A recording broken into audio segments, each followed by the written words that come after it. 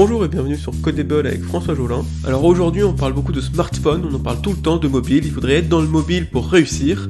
Et c'est justement ce que n'a pas fait Morphée, qui s'est extrait du mobile, et on verra comment cette start-up française, parce qu'elle s'est extraite du mobile, a réussi à faire un véritable succès commercial avec son produit. Vous écoutez Codable avec François Jolin, c'est parti. C'est ce dernier point qui va retenir notre attention. En effet, comment ces machines vont-elles bouleverser notre vie ?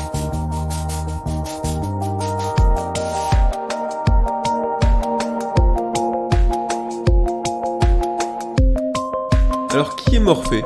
Morphée, autre la déesse grecque du sommeil, est à la fois une start-up française, un objet d'aide à la méditation pour s'endormir et surtout une très belle réussite française.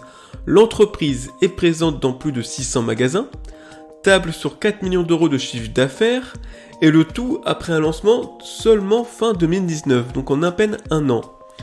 Morphée n'est pas tout seul sur cette vague, l'application américaine Calm par exemple, une application d'aide à la méditation, passe le cap du milliard de dollars de capitalisation aux États-Unis et devient la première licorne dans ce domaine. Le potentiel de ce nouveau Eldorado santé bien-être intéresse aussi des poids lourds. Google a racheté le fabricant de montres connectées Fitbit pour 2,1 milliards de dollars et a lancé une assurance santé. Apple est aussi présent, sa nouvelle Apple Watch 6 est toujours plus tournée vers la santé, et Apple a aussi lancé son nouveau service Apple Fitness Plus. Alors Morphée apporte une véritable disruption, et j'ai bien dit le mot tabou disruption, et on verra très vite ensemble pourquoi. Morphée, c'est un objet, c'est une sorte d'enceinte, qui sert donc à écouter des sons, et cette enceinte a des gros boutons, vous pouvez voir les images sur internet, c'est des énormes boutons qu'on tourne pour sélectionner le son de méditation. On a droit à peu près avec peut-être une centaine de sons, on les sélectionne avec différents boutons, et hop, le son est parti et on peut l'écouter. Or, si on veut juste écouter des sons, n'importe quel smartphone peut le faire, pas besoin d'objet spécifique. Alors pourquoi ne pas avoir fait une simple application mobile Morphée ? Pourquoi avoir développé tout un objet uniquement pour ce cas d'usage ? On peut d'abord trouver une raison très pratique.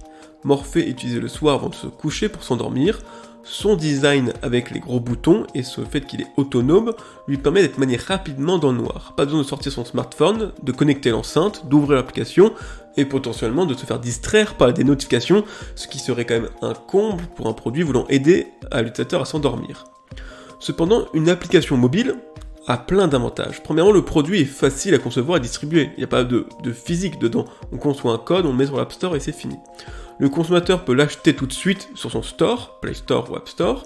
Il peut l'utiliser chez lui ou en déplacement.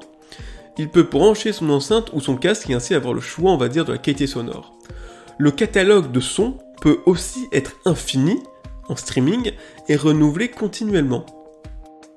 Donc, après avoir dit tout ça, tout bien calculé, le choix d'un produit physique semble plutôt gênant, surtout que la mode est à concentrer le plus de produits possible dans le smartphone. La boussole, le GPS, le baladeur, tout est arrivé dans notre smartphone.